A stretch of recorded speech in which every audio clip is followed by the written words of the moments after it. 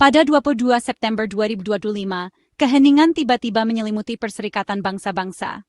Di tengah hiruk-pikuk diplomasi global, suasana di aula sidang umum mendadak berubah menjadi sunyi, seolah waktu berhenti sejenak. Semua mata tertuju ke panggung utama, di mana sejarah baru saja akan tercipta.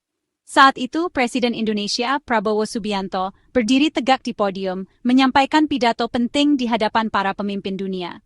Pidatonya bukan sekadar formalitas, melainkan pernyataan sikap Indonesia di tengah isu-isu global yang memanas. Tepat ketika beliau menyatakan kesediaan Indonesia mengirim pasukan penjaga perdamaian ke wilayah konflik, tiba-tiba mikrofonnya mati. Suara Prabowo terputus, membuat seluruh audiens global terdiam dan bertanya-tanya apa yang sebenarnya terjadi. Namun, Prabowo tidak gentar. Ia tetap melanjutkan pidatonya, berbicara dengan penuh keyakinan meski tanpa pengeras suara. Para delegasi pun berusaha menangkap setiap kata, membuktikan betapa pentingnya pesan yang ingin ia sampaikan. Keheningan mendadak itu langsung memicu spekulasi di antara para hadirin dan media internasional. Apakah ini sekadar gangguan teknis, bentuk sensor, atau ada pesan tersembunyi di balik insiden ini? Bisik-bisik dan tatapan penuh tanya memenuhi ruangan. Konteksnya pun tak kalah penting.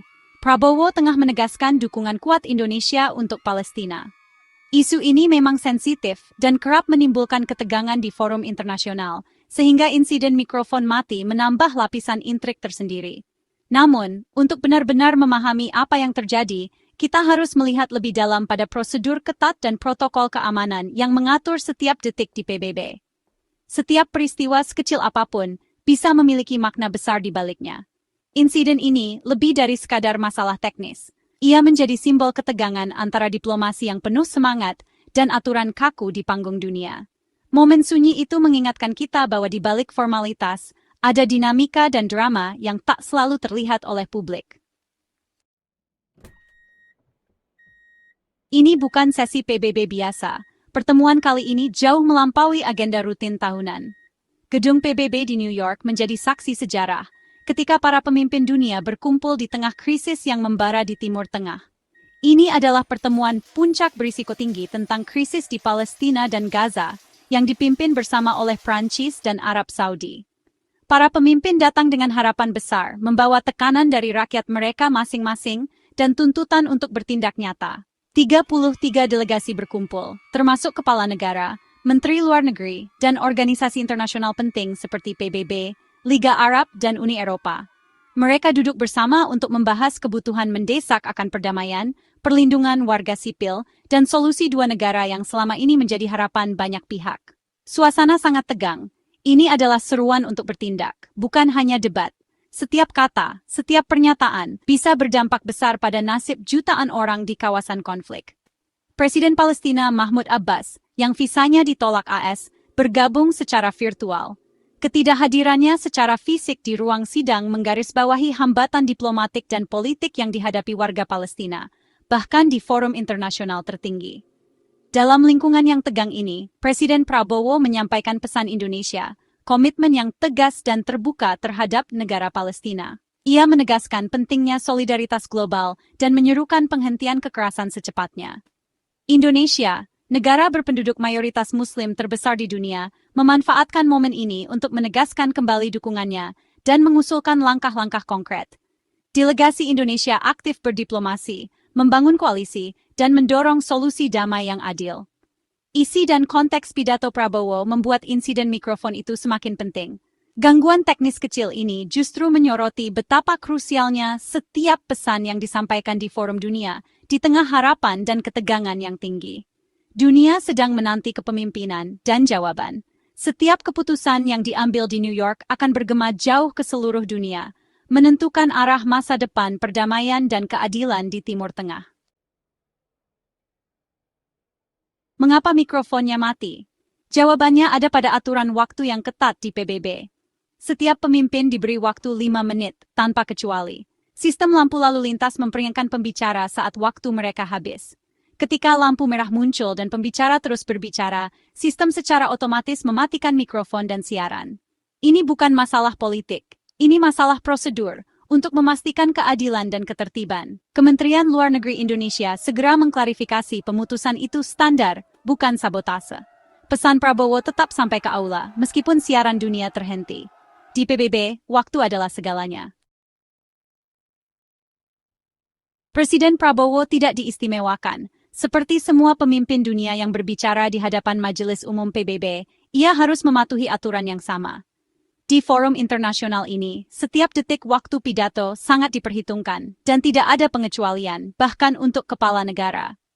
Presiden Turki Erdogan mengalami nasib yang sama karena melebihi waktunya.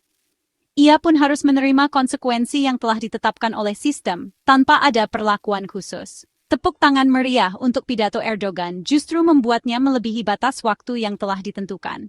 Ketika waktu habis, sistem secara otomatis mematikan mikrofonnya, menandakan bahwa aturan berlaku tanpa kompromi, bahkan di tengah antusiasme audiens.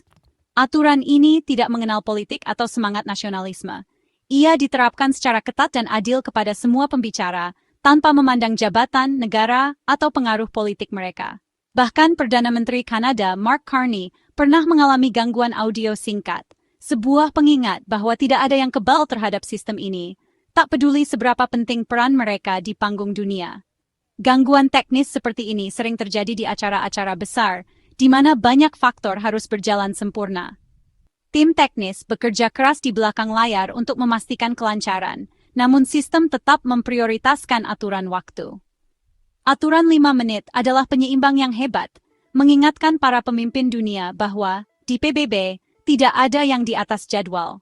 Timer dan lampu peringatan menjadi pengingat visual yang tegas bagi setiap pembicara. Daftar mereka yang mikrofonnya mati panjang dan beragam, dari presiden, perdana menteri, hingga pejabat tinggi lainnya, semua pernah merasakan ketatnya aturan ini.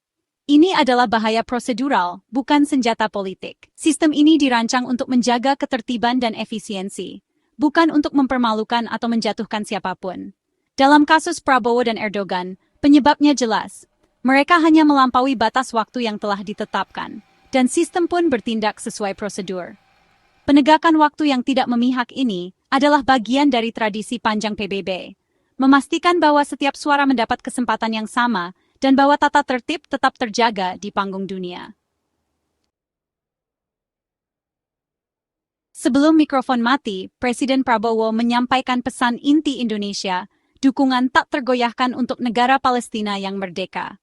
Beliau menyebut solusi dua negara sebagai satu-satunya jalan menuju perdamaian abadi, dan memuji negara-negara barat seperti Prancis, Kanada, dan Inggris karena mengakui Palestina. Prabowo membingkai sikap Indonesia sebagai masalah hukum internasional dan hak asasi manusia, bukan hanya solidaritas regional.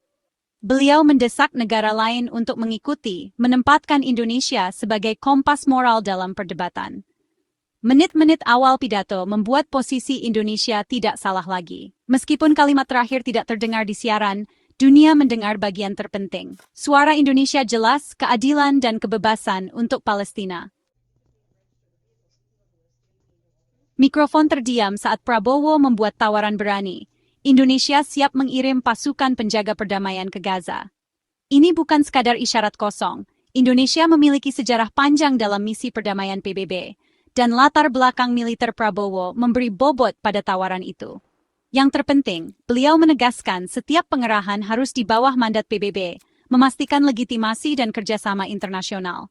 Tawaran itu terdengar di aula dan dicatat dalam catatan resmi PBB, meskipun siaran dunia melewatkannya. Kesiapan Indonesia untuk bertindak mengubah dukungannya dari kata-kata menjadi komitmen nyata. Pesannya, Indonesia siap membantu mengamankan perdamaian, bukan hanya membicarakannya. Babak baru dalam peran global Indonesia tertulis, bahkan dalam keheningan. Prabowo juga menyampaikan sikap Indonesia terhadap Israel, tidak ada hubungan diplomatik, kecuali Israel mengakui negara Palestina yang berdaulat. Ini adalah tawaran strategis, bersyarat, normalisasi sebagai insentif untuk perdamaian, bukan hadiah untuk status quo. Kebijakan Indonesia pragmatis terbuka untuk keterlibatan, tetapi hanya jika keadilan untuk Palestina tercapai. Pesan untuk Israel dan dunia, prinsip Indonesia tegas, tetapi pintu menuju perdamaian terbuka jika tuntutan inti terpenuhi. Pendekatan ini membingkai ulang posisi Indonesia sebagai berpandangan ke depan dan berorientasi pada solusi. Kondisionalitas adalah kuncinya. Diplomasi untuk keadilan, bukan mengorbankannya. Pernyataan Prabowo menandai babak baru yang canggih dalam diplomasi Timur Tengah Indonesia. Setelah mikrofon mati, rumor sensor beredar di dunia maya. Namun faktanya jelas, Prabowo dan Erdogan sama-sama diputus karena melebihi aturan 5 menit. Tidak lebih. Sistem otomatis PBB tidak memihak. Itu menegakkan waktu, bukan politik.